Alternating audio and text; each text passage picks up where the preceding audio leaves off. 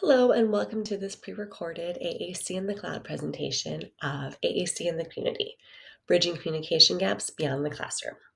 My name is Sarah Weber, and I'm thrilled to be here today with you to discuss how we can empower individuals who use AAC to communicate effectively in various real-world situations. This is honestly one of my favorite types of therapy to work on. It's my favorite day of my schedule, the day I get to go out in the community. And I'm really excited to sort of share some of that joy and some of those strategies that I've found to make this really successful with you in our conversation today. So let me start by giving you a little bit of background. I am an experienced speech language pathologist. I am based in the Chicago suburbs. And over the past decade, I have worked in both clinical and school-based settings. And my focus has always been primarily on community-based language therapy, executive function supports, and then working with AAC users. I am passionate about empowering both children and their families, and I believe in a strengths-based approach that celebrates everybody's individuality. There is nothing cookie cutter about any of the therapy that I do, which makes every day interesting for sure. When I'm not working, you can find me with a book and a cup of coffee, often sitting with at least one of my two Labradors. So today, our goal is to tackle the communication barriers that AAC users face when they're working in the community. I've got 4 objectives for this presentation. So by the end of today, I hope that you are able to identify the importance of supporting communication in the context of various community settings, that you can understand common barriers to communication that happen within the community, that you can explain strategies to promote successful communication in those settings, and then be able to use all 3 of those to create an individualized action plan for an AAC user in your life, in your classroom that you work with. So even though I am talking with you live, I'm going to do my best to make this a workshop style presentation, which means I'll kind of review some key information and then together we'll work through a concrete example. That being said, the handout for this presentation is available for download. I kind of designed it like a workbook, and I do recommend you can grab it if you can so that you can follow along with the examples as we go. I know I'm a visual learner personally, and having the space to take notes really helps me to process some of the information, so I wanted to make that available to you. And without further ado, let's go ahead and get started. So why do we work in the community? So supporting communication in the context that it happens is crucial. It's really not enough for the AAC users we support to practice skills in isolation, whether that be our classrooms or our therapy space. We have to help them apply those skills in real life situations because that's the goal of what we're working on, right? To be successful communicators for life. So this approach fosters social integration, it empowers independence, and it enhances their ability to be self-advocates. Think about even a simple trip to the grocery store.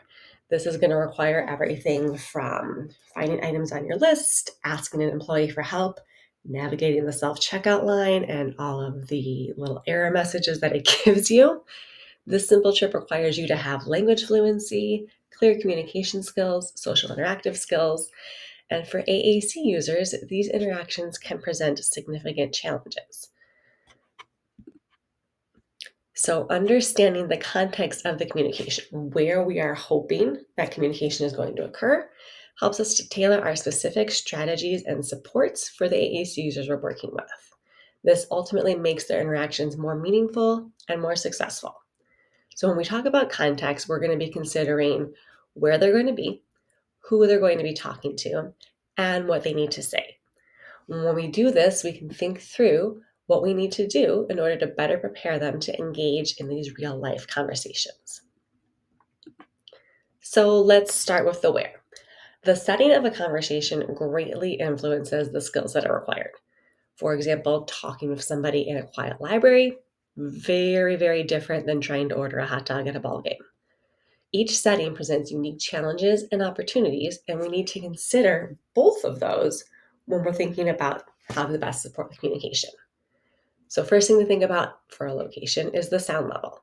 So again, in a quiet place like a library, the AAC user might need to be able to adjust their volume up or down to match the ambient noise of the setting. In a noisy environment, like a ball game, they might need to be able to increase their volume to be heard over the crowd, or use other visual aids to ensure that their message is understood. Next, we think about, will there be space for things like device setup? So will it be able to set up, say, a tablet-based device with a kickstand on a table, or to bring in the whole mounting rig for an eye gaze system? If there's not a space to set up the physical device, can the device that we're using be handheld, whether with a strap or with a harness? Is the space that we're going to be in, we need to know if it's going to be a spot where we can kind of post up, or if we're going to have to be mobile and moving around, because that changes what kind of system that we'll be able to access and how we'll need to plan on being able to make sure that those systems are up and functioning. Another thing to think about in this space is its overall technology friendliness. So, is the environment that we're going to be in suitable for technology use? So, again, thinking of a library, generally a pretty technology friendly space. It's well lit, there's wide spaces to move around, plenty of different tables and chairs for seating and setting up devices. It's also dry, quiet. On the other hand, if we go to some place like a water park or a movie theater, those can be a little bit less accommodating, right? There might be bright sunlight, there might be water splashing, there could be darkness, which makes the screen either hard to see or disruptive to use. So, thinking through those where questions are going to help us start to put the pieces together of what it's going to take to have a successful interaction in a specific community setting. The next step is to think about who it is that we're going to be talking with. So, knowing your conversation partner helps you to tailor your communication approach. So, I've got, again, three considerations for who it is we're going to be speaking to. So, first, are you talking with a familiar partner? People like friends and family, you might use informal language, relied on some shared understanding. Compared to a stranger or a service provider, they're going to have to be clear, probably more concise in your communication. You might have to use more formal language. You might have to use multiple supports to make sure that your message is being heard exactly as it's intended. Then we need to think about the people that we're talking to in the community. It's very possible that they could be under some time constraints. So again, our friends and family, familiar partners, they might be more patient and understanding. They might allow for a more relaxed pace of conversation. Whereas when you're talking with a stranger trying to get directions, or a service provider, say, trying to find an item in a grocery store, you might need to provide more context, use more pre-stored messages to keep the conversation going and make sure that they're staying with you. Finally, who is it that you're talking to? Are they a trained professional? So, friends and family, they already might know how to support your communication the best. Then, strangers and service providers, they're going to need guidance on how to interact with you appropriately. Things like providing wait time, making sure that you're not asking multiple questions before actually waiting through and getting a response. All things like that are, again, going to shape what that conversation looks and feels like, which is going to impact how successful you can be in a given setting. The final thing to think about when we're thinking about the context, the place that we're going to be communicating, is what kind of message you need to say while you're there. So we need to think about exactly the kinds of things that are going to come up in any given situation. So first of all, can you ask for specific help? So do you have a way to ask to find a particular brand of an item, say Lay's potato chips or sour cream and onion Pringles, and not just the generic name chips? Or can you communicate your allergy precautions when you're ordering in a restaurant? Then we need to think about the kinds of conversations that we need to be expecting that we'll have in these different community locations. So is it a social conversation, or placing an order, gaining attention or assistance? When we're having different types of conversations, we use different levels of formality in our language, kind of depending on what the needs call for. And making sure that we know what we're going to be talking about means that we can be prepared to have that language ready and able to use. Finally, think about, do you have a way to protest if needed?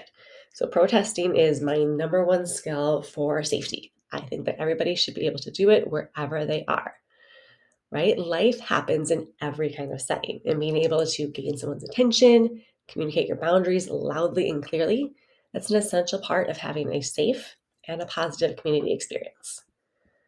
So all of that to set up the context sort of leads us to ask, why don't more people do this? Why don't more people practice these skills in the real world if understanding that context is so essential to success? So there could be practical limitations based on the setting that you're working in. For example, if you're a teacher, your classroom might not be able to access community field trips consistently. Or maybe you're a therapist and you don't provide out of office treatment. Or you're a family with multiple kids and it's really hard to make sure that everybody is safe and together in the grocery store while still making sure that your child who uses AAC is able to have a successful interaction, right? There are a whole host of reasons as to why this can be challenging. And we could get into a whole other presentation talking about how to work around those types of challenges. But today we're going to kind of looking at this whole thing from a more big picture point of view. So each of those questions that I talked about when we were understanding the context, so understanding the who, the where, and the what we were going to be talking about, those were included because they highlight specific barriers that individuals who use AAC face when trying to communicate outside of familiar settings. So we're going to go into these three potential barriers. We're going to kind of go through why each of them exists and what happens to actually provide limits on the individual's independence when they're communicating. So the first barrier we're going to talk about today is the physical environment. So environmental factors such as sound levels, space constraints, technology friendliness, those all impact how effective not even the actual conversation can be, but how effective a particular type of device or communication system can be. Right? These environmental barriers can severely limit an AAC user's ability to communicate with some degree of independence. If they can't use their device effectively, they might struggle to convey their needs, to ask for assistance, participate in social interactions. All of that's going to reduce their autonomy and eventually their confidence in being independent in a public setting. So this goes back to the where that we talked about in the first part, to think about the actual physical location that we're going to be in. So again, things like the noise level, the available space, how safe it is to have a certain type of technology out and available and being used.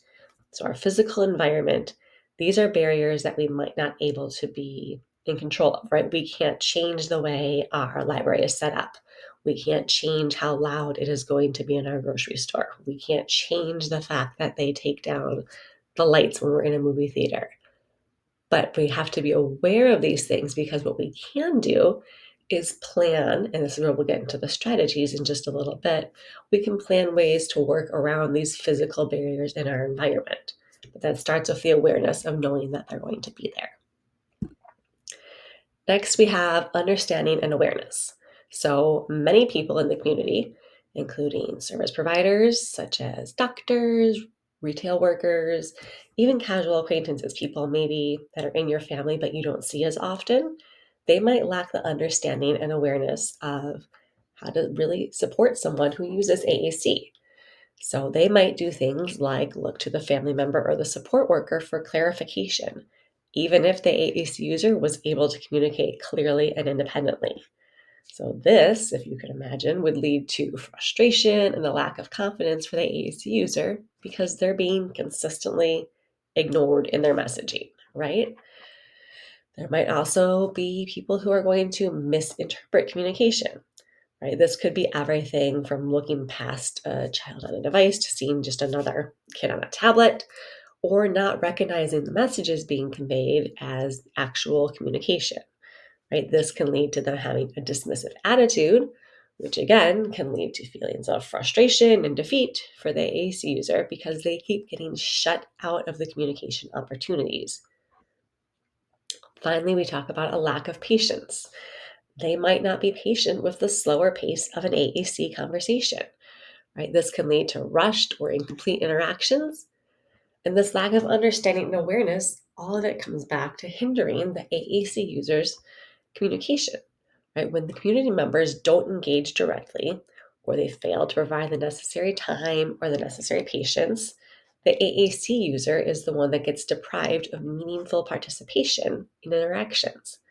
This leads to frustration, a reliance on support workers, instead of fostering those opportunities for self-advocacy and independence, which is our goal for anybody that we're working with, to be able to communicate independently, or as independent as you are able to. Finally, we've got social attitudes and biases. And this is, again, could be a whole topic on its own. So we're going to really just kind of scratch some of the surface here. But social attitudes and bias about disability and communication can create significant barriers for individuals in the community. So this goes further than the general lack of understanding or awareness from well-meaning but misinformed people that we were talking about on the last slide. Right? These are people who truly do not view AAC users as able to engage in independent interactions. So the first sort of attitude or bias that we come across is disability stigma. So stigma is negative stereotypes surrounding AAC use, which can make interactions uncomfortable, a little bit awkward, right? You only have to look at the comments on any social media post about disability to see the wide range of acceptance of disabled individuals within their daily lives. For many people, acknowledging someone's communication disability is uncomfortable. So either they work around it by addressing support workers, they overcompensate by treating the individual as a child, or they remove themselves from the interaction altogether. Then we get into assumptions of incompetence, right? People may assume that AAC users have limited understanding or limited cognitive abilities simply because they use a device to communicate. This can lead to them using condescending or patronizing behavior, which obviously doesn't encourage any sort of communication success or support individuals in having a successful interaction. Finally, we have to look at the levels of support. So even well-meaning individuals most likely lack the skills or knowledge to provide appropriate support. They might not know how to facilitate AAC use in a conversation. They might try to do things like take an individual's device without permission or rephrase questions faster than they can be answered.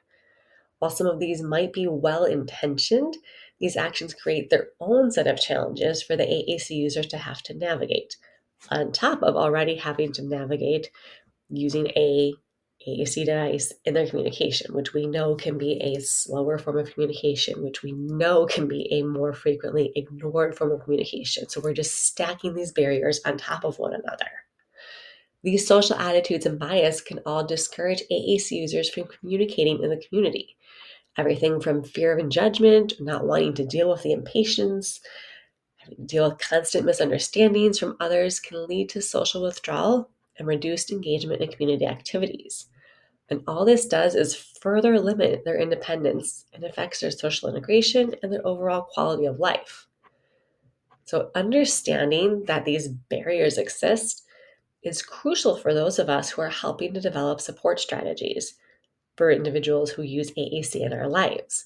We can use this understanding to create a more inclusive and accessible community that empowers AAC users to communicate with those independents, to take those chances, and have room to build and grow that confidence in their communication skills.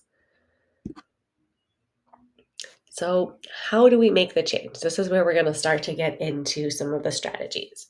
Right now that we understand the barriers, we want to look at strategies that promote successful communication, regardless of modality used, in more challenging community-based settings. So I'm going to highlight 3 strategies here, and then we're going to bring all of those strategies together to work and formulate a specific action plan. Your workbook has a little checklist that you can use that's got additional strategy examples in each of these categories that we're going through. And there's space in there again too that you can go through and add your own as we go through this section.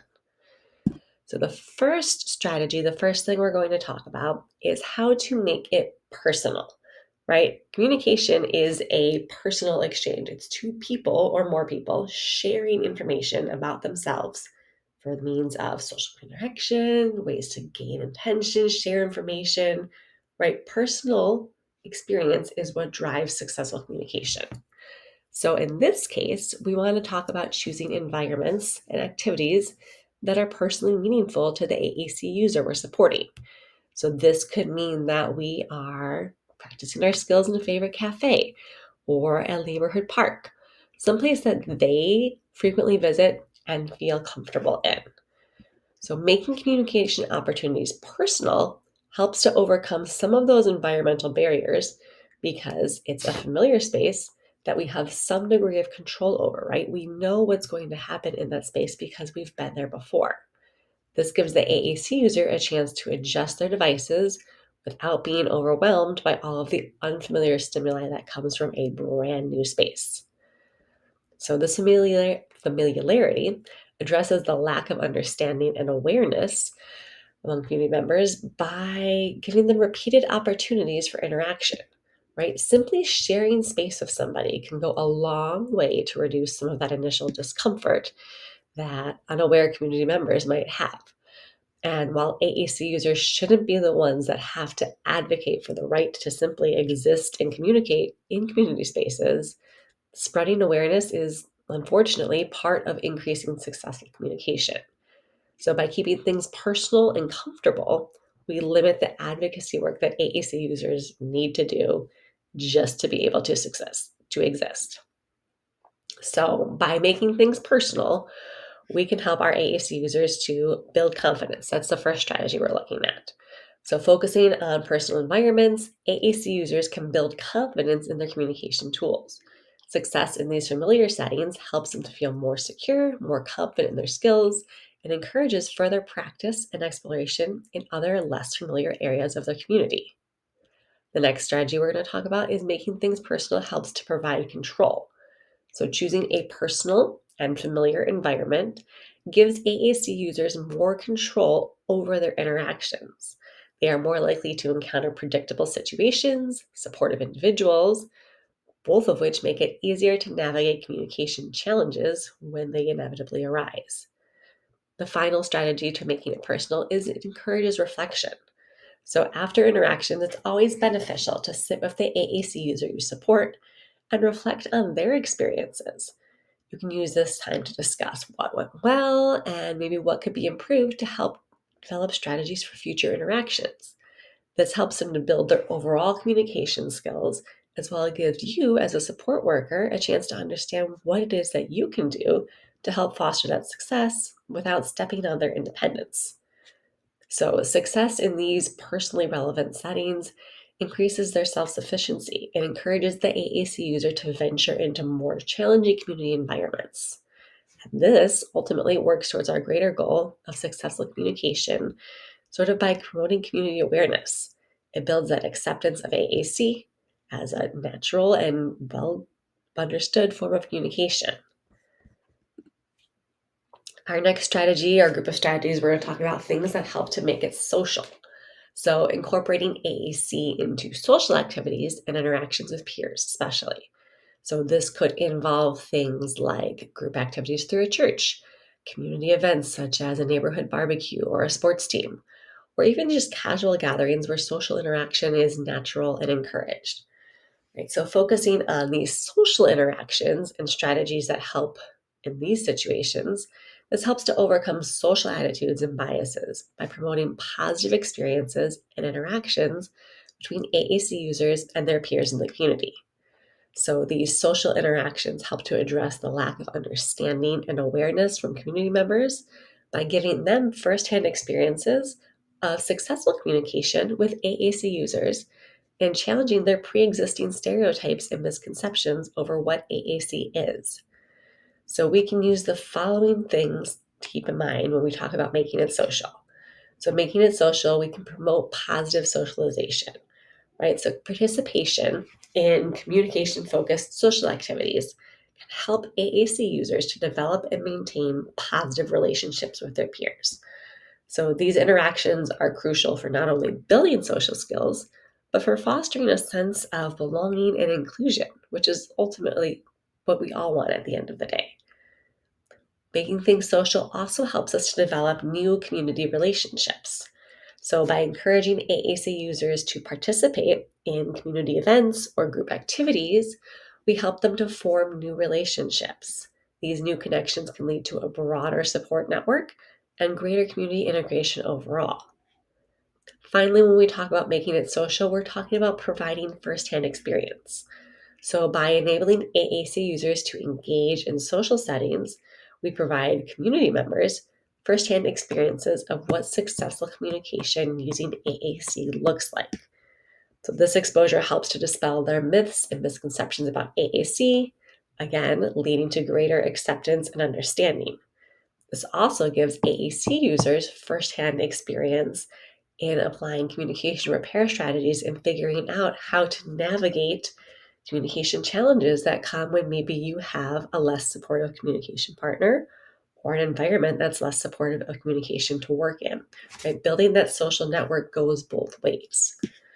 So by facilitating these opportunities for AAC users interact with peers, we provide valuable social experiences. These promote development of social communication skills and they help them to build relationships. Successful peer interactions not only enhance the AAC user's social life, but they also increase community awareness overall, which again is leading us to acceptance, right? Once we have awareness and understanding and acceptance, then we can work on the actual nitty-gritty strategies of how to facilitate more successful communication. Our last group of strategies is talking about how we can make things meaningful. So we do this when we ensure that AAC is integrated into routine activities that are important to the AAC user, right? Again, our goal as support workers is to help the individuals that we work with have successful communication in the areas of their life that matter most to them. And that's going to look different for everybody. So we could be shopping at a store, we could be visiting a library, we could be engaging in a favorite hobby, or just going to the local coffee shop to hang out. Whatever is meaningful to the people that we are working with, whatever makes their lives feel rich and fulfilled, those are the situations that we want to make sure we are taking the time to create opportunities for success in.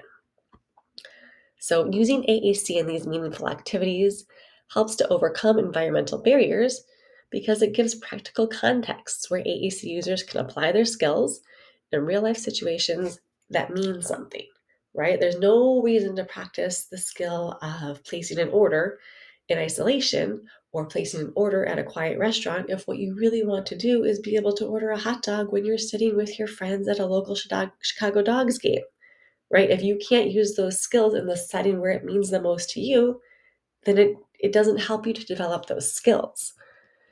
Practicing skills in these contexts that matter to the AAC user, it makes the process more engaging and more relevant.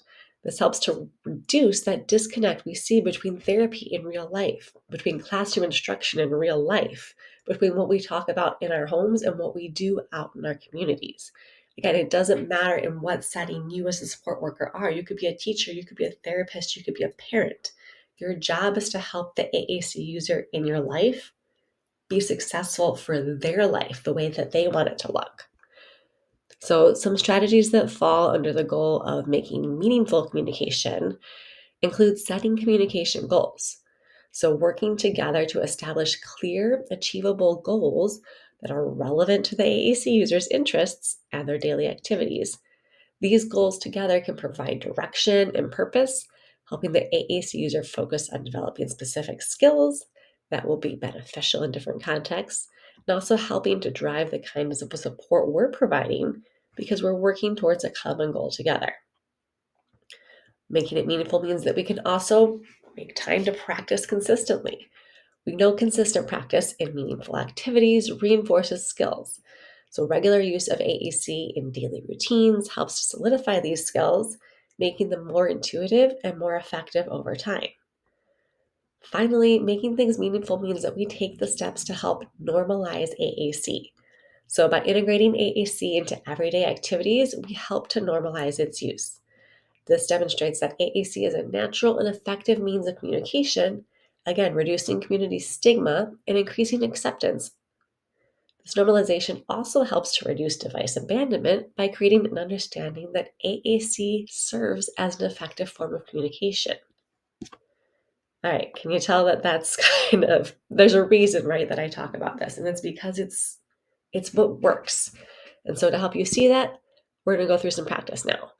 So we're using the following. We've got enough time and we're going to do probably 2 scenarios. We're going to go and create an action plan for success communication. So we're going to go through all of these chunks together, but now we're going to really break it down. So we'll work on identifying the context, the who, what, and why we're communicating. We're going to use that to help us understand potential barriers that might exist, and then we'll be able to select appropriate strategies. So there is, again, a handout that is available. It looks like this in the workbook that was available to download.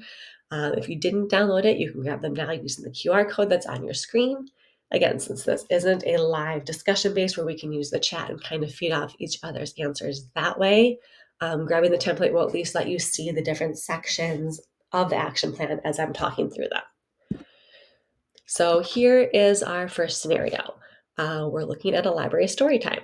So we've got a young child who uses an AAC device, and they are attending story time at the local library. This child is accompanied by their father, and the child is a newer user of an AAC device. Their device is a tablet. It's got adjustable volume, and it needs to be on a stable surface because it's got a little kickstand on the back. That's how it sets up. The session at the library story is being led by a librarian, as well as attended by other children and their parents. None of them are familiar with AAC. So the story time is set up as being interactive. It gives the children a chance to repeat lines from the story, answer questions, and then at the end, kind of socialize through some free play with toys or art materials related to the day's story. So if we think about going through in our action plan, let's start by thinking about the context, right? So where are we going to be communicating? We're at a local library. It's going to be during interactive story time. If we think about that location, its sound level is most likely going to be moderate, as story time involves reading aloud and a bunch of, pretty active young children. The space, there may or may not be a stable surface available to put the child's device, which needs, again, to be able to use that kickstand. So the environment is likely a technology-friendly setting, right? But the interactive piece and sort of moving around during the playtime part of the session might, again, prevent challenges for setting up the device or needing to move it to different locations. All right, next part of the context, who we are talking with. So we've got, again, our child who is a newer AAC user. They've got somebody familiar, so they've got their father. He's there to support the child, but he might not be able to provide immediate assistance during the session, right? He's not the one leading the free play. He's not the one leading the read aloud. We've got the librarian, totally unfamiliar, brand new community member, never seen an AAC device before. We've got the other children and parents present there. They're also unfamiliar with AAC. If you know anything about young children, if you spend any time in a classroom with them, though, as soon as somebody is there and set up around them with anything on a tablet, there's going to be a lot of interest, most likely, from these other potential communication partners. So we'll kind of keep that in mind as we talk about some of the more social pieces of this. And then what are we going to do? What are the goals of this interaction? We've got needs to respond to the storytime prompts. So maybe that's repeating lines from the story as the librarian goes through them. We could be trying to shout out answers to questions about either what's happening in the story or our own experiences kind of related to that conversation. And then there's that social piece, just being able to navigate social play during free time with other children. Other things to keep in mind, the child will need a way to gain attention if needed, say their device isn't working or they need assistance. And then again, sort of some of that social interaction. Okay, so that's kind of the context, right? We've got where we're going to be, who we're going to be talking to, and then a variety of things that we're thinking we're going to need to be able to say. That's the first part of our action plan. So now we go through and we're going to look at some of the barriers that come with being in that particular context, right? So potential environmental barriers, I kind of already touched on this. Story times usually, at least at my library, kids are sitting on the floor, maybe on a little carpet space. Maybe there's like a little table off to the side where they've got like the art materials and the toys set up. That's not where the main part of the story is, right? So there may not be a stable surface to set up the device on, which could, especially since this child is a newer AAC user, it could limit their ability to sort of set up their device effectively, right? It might keep falling over. It might kind of like be off to the side at the table away from where they're sitting engaging in the story. It's going to be hard to think about positioning there. This could kind of lead them to feeling frustrated if they can't get it to stay put. It could lead them to feeling excluded if their device is set up on a table away from where they're sitting. They have to go over to it each time that they want to add something to the conversation. All right, so then we've got some more awareness-based barriers, right? So there is a lack of understanding and awareness from pretty much everybody that's attending this story time, right? Except for the father and the child, nobody here has seen a communication device before. So this could result in the child being overlooked or not given enough time to respond, as people they're talking with might not recognize the need for additional wait time or phrasing their questions in a way that support the child using their device. Again, this is a newer AAC user too, right? This child is still learning their device themselves, so they're going to need more support. Then we get into some of the social attitudes and biases. So other children and parents who've never seen an AAC device before, they may not understand that the child's communication needs. They might unintentionally exclude them from social interactions during the playtime. They might see, again, a kid on a tablet who's not engaged with the story time at all. This can limit their opportunities to socialize and build relationships with peers, which is, again, affecting their social development and their ability to feel included as part of this community space. All right, so now we've got a whole list of barriers that fit within our context. So let's start going through some of the strategies. So, some personal strategies that we can go through are things like starting small. So, begin by introducing the AAC device in a familiar part of the library, right? Maybe the area where you go to check out the books, because that's a familiar routine that you've been doing again and again. Or introducing it one-on-one to the library, maybe by visiting them at the checkout desk outside of story time. So the child has a chance to feel more comfortable. It also gives them a chance to sort of build their confidence of just having their device in the library setting. It also has the benefit of letting the librarian become familiar with what these child's communication needs actually look like, right? We're fostering success from both ends of the problem here. Something else that we can do is provide visual supports. So, as the father knowing that this might be harder for the child to get their device set up and ready, maybe they have some low tech options that are available that can allow them to sort of chime in more quickly with the conversation, right? Maybe they talk to the librarian ahead of time so that they've got some pictures to support the child's understanding and ability to respond quickly. He could even, if the librarian is really good, which there are plenty of librarians that I've met with that would be happy to do something like this, they could even include some of these symbols into the storytime interaction. So they're not making it exclusive just to that child. Honestly, they're just making it easier for all of the children that are participating to be able to interact as well. So these visual supports can enhance the child's comprehension, provide them with additional means to engage, and really, most likely, it's going to engage the other kids that are participating in this story time as well.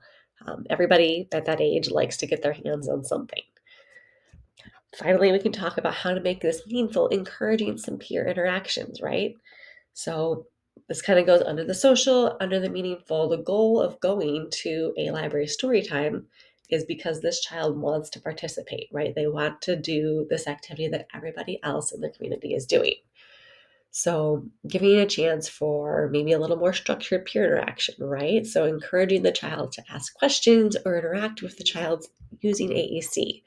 So this could be done through guided activities, or maybe the kids are working together on a project, but with a little bit more adult support, right? Normally, this is supposed to be a bit of a break for parents. It's supposed to be kind of free play for the kids to navigate on their own, but providing just that little extra structure and support at the outset takes that natural curiosity that, again, many children at this age have, and it kind of brings those two together, right? The AAC user feels included, the curious children are getting some of their questions answered. Everybody gets a chance to have a much more meaningful interaction. So again, why this helps is benefits, it promotes social inclusion. It helps the other children become more familiar with the device, which again just leads to a more inclusive environment overall.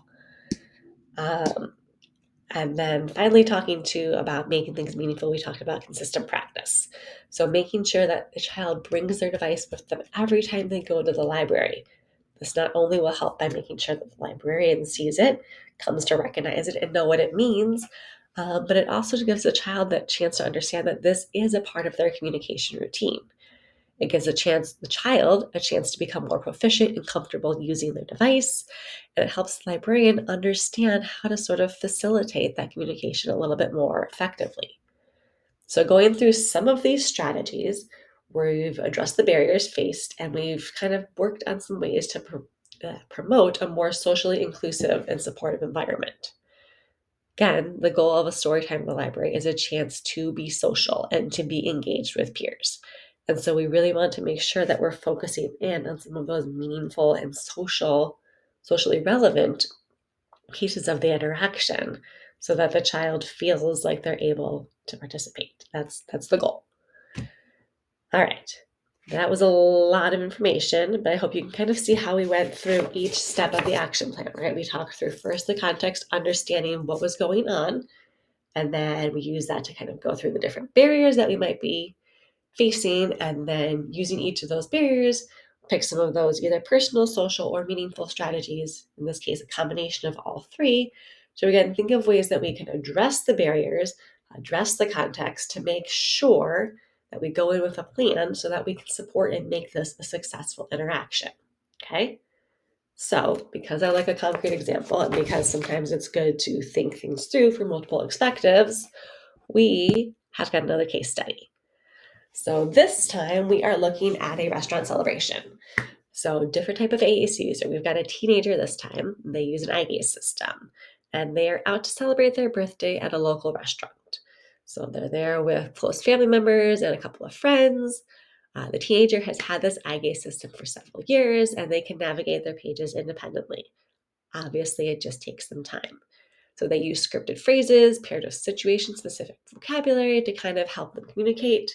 This lets them have a little bit better speed, although obviously still much slower than conversational speech. So this restaurant is familiar to the group because it has wide booths, it's got wheelchair accessible tables, so they go there quite often. And there is space for them to set up their device without disrupting the table or sort of the flow of the restaurant. However, tonight for their celebration, they've got a new server working with them. And this server seems visibly uncomfortable with having this group in their section. So there's kind of the situation that we're dealing with. So again, let's start with the context. So the where we are, who we're going to talk to, and what we're going to need to communicate. Right, so the first thing, where are we? We're in a restaurant. We are there for a birthday celebration. Restaurants, we think about sound level, most likely moderately to loud. They're there during a celebration. They've got a larger group, and restaurants just in general are kind of a busy place. The physical environment, the space, we talked about the restaurants, got wide wheelchair accessible booths. There's space for the eye gaze mount. That's why we come to this particular restaurant, because having the AAC user's device and presence at the table doesn't disrupt the flow, so they can feel totally included. Overall, the environment, the lighting, the noise level might fluctuate kind of throughout the time that they're there. And the restaurant kind of could present some challenges for communication speed, right? Restaurants are usually a little bit more fast-paced, and just device visibility, right? If it's a little bit dimmer, if they're going a little bit later at night, sometimes lights get dimmed at restaurants. Those are just things to kind of keep in mind. But again, because this is a familiar place, they've been there before, they've probably got some strategies in place to counteract that, which we'll get to.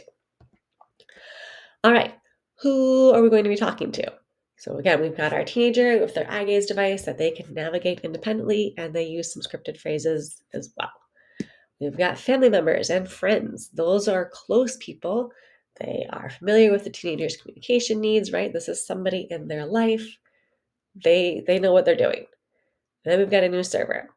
Unfamiliar with AAC, visibly uncomfortable with the whole situation, right? We've got a variety of people we're going to be talking to in the context of this restaurant dinner. What are we going to be talking about? So we are going to need to be able to order food, order drinks, participate in general social conversation. We might need to have some emergency communication, right? So the teenager might need to quickly gain attention if necessary. Say maybe something happened with their device. Maybe they need to address that there was an issue with the way the server repeated back their order and they didn't get things quite right. They need to be able to gain that attention loudly and quickly. Social interaction, ordering from menu, responding to interactions with the other social guests. All right, so now let's get into some of the barriers. So we kind of touched on this already, again, with the environmental barriers, right?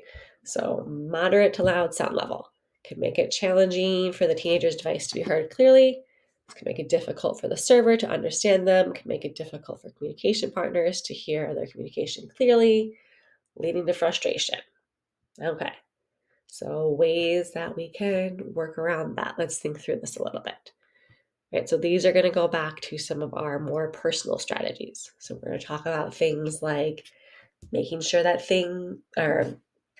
foods that we want to be able to order are able to get to easily, making sure that we've got volume that can be adjusted, making sure that we have maybe an alternate way to gain attention if, say, the noise level in the restaurant gets a little bit too loud, right?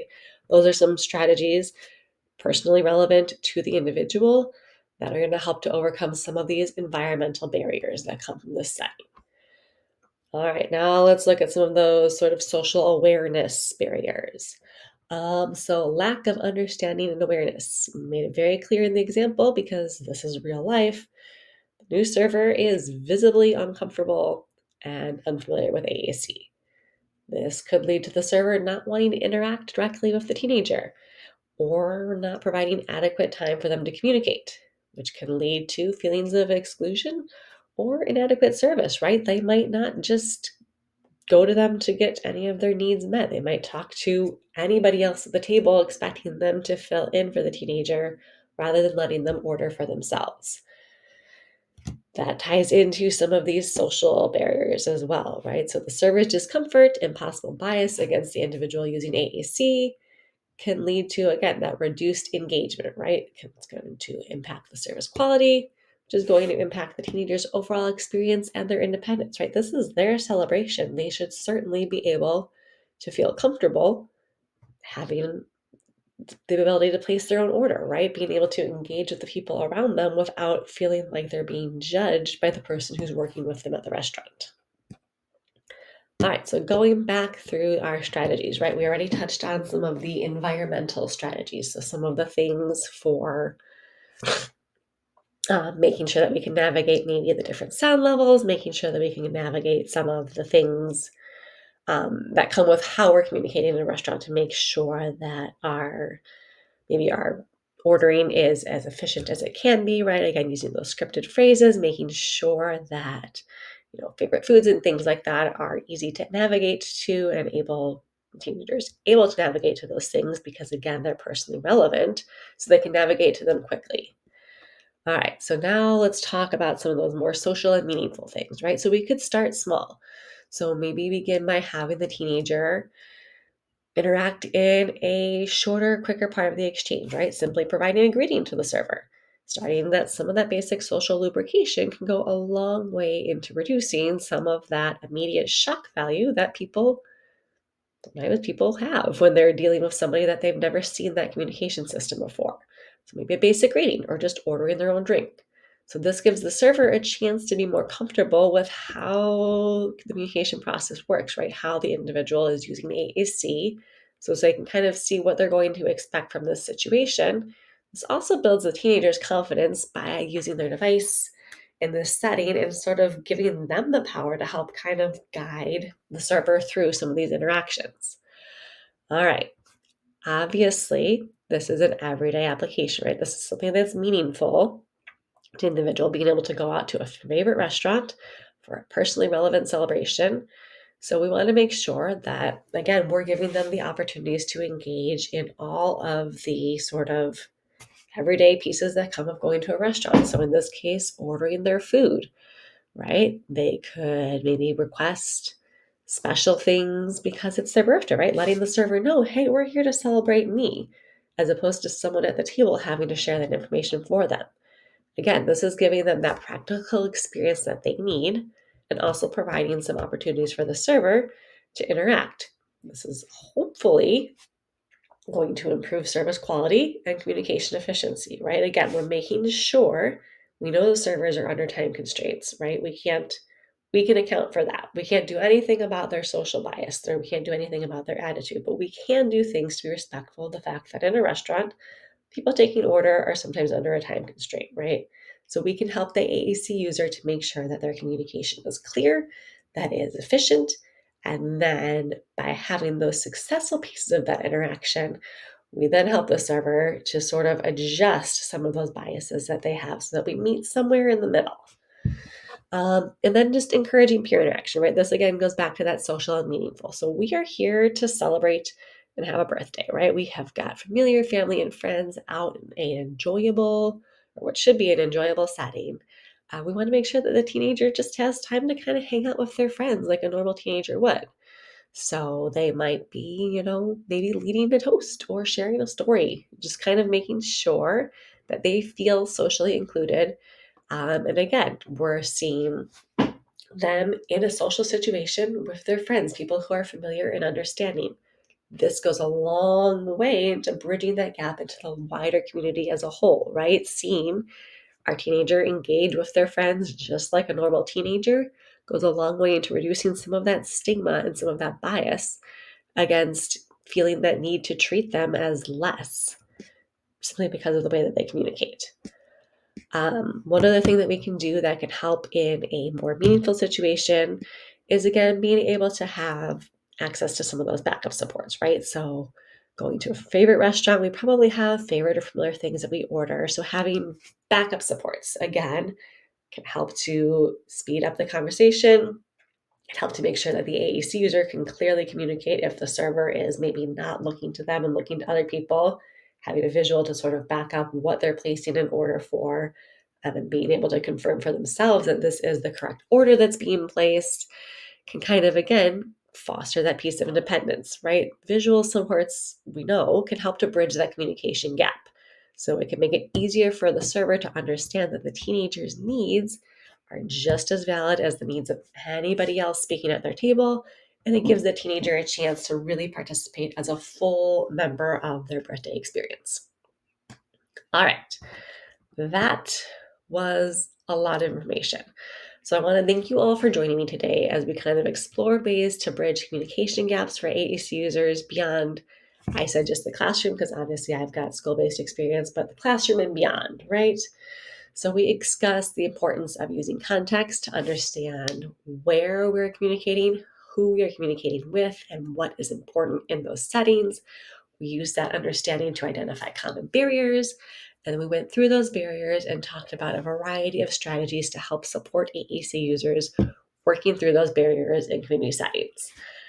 We kind of used some of those case studies to put some of those strategies in action and work towards creating our personal action plan, which again, you can download in the handbook that should be linked to these slides, or you can go back to the QR code and grab it from there. I hope I was able to answer any questions you might have had. Again, I'm so sorry that I couldn't be here live to do this more interactive with you in the chat.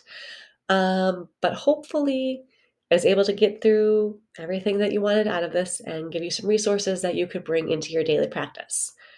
If you do have questions or you want to continue the conversation further, please don't hesitate to reach out. Like I said, this is my favorite kind of therapy to do. This is really what lights me up, and I would be happy to continue the conversation with you. All of my contact information is on the screen. You can find me on social media at Thrive Beyond Words. That is also my email address that I use for more professional information. So just thank you for all of your time and commitment to supporting the AAC users in your community, and for watching this presentation. And thank you, as always, to Cough Drop for sponsoring this great conference.